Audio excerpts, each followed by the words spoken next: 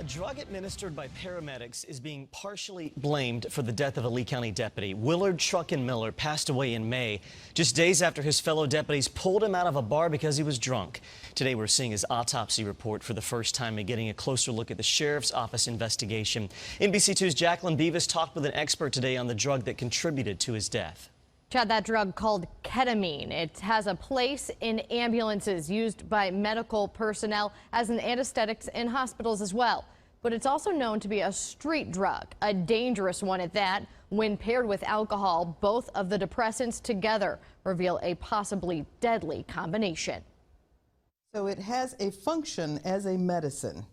It also functions as a form of hallucinogenic, where people can disassociate, similar to LSD. Pamela Peters, a professor at FSW, researches how drugs interact with one another. It's known that on the streets, the drug ketamine and alcohol prove dangerous. Alcohol slows down the system.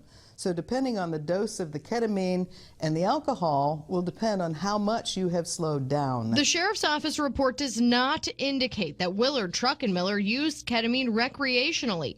Rather, he was given the drug by a medical professional.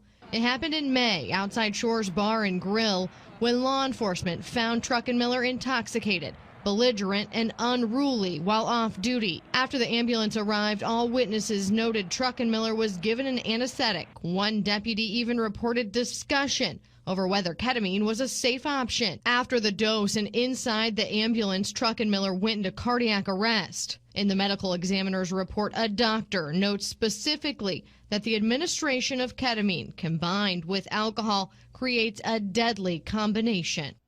The medical examiner's report specifies that the use of ketamine is standard protocol to contain an intoxicated person. It can be used along with or in place of physical restraint. Based on reports, Truckenmiller was handcuffed at the time the drug was given, and once on the stretcher, he was restrained again. Live in the studio, Jacqueline Beavis, NBC2.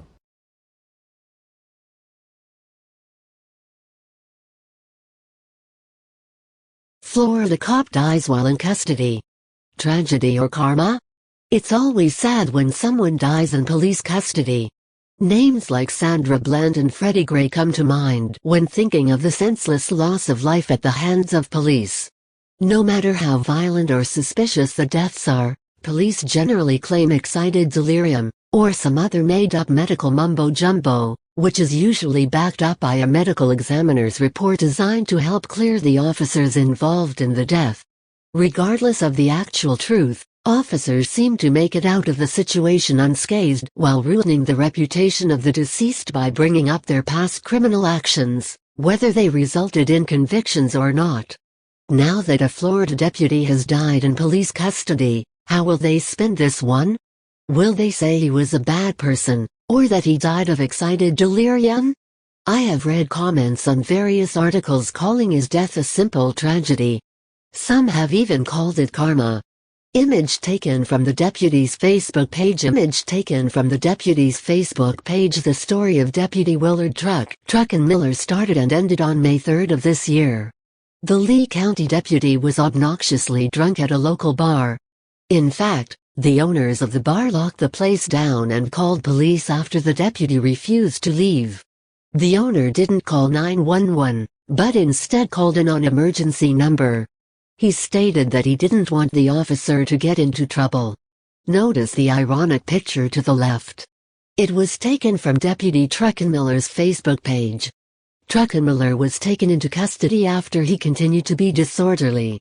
A conscious Truckenmiller was put into an ambulance and taken to a hospital, where he died.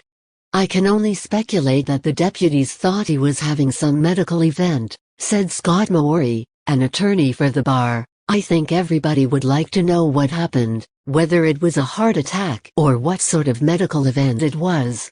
On a side note, it seems the deputy was fond of civilians against COPBLOCK, proudly sharing articles and videos from the site on his Facebook page.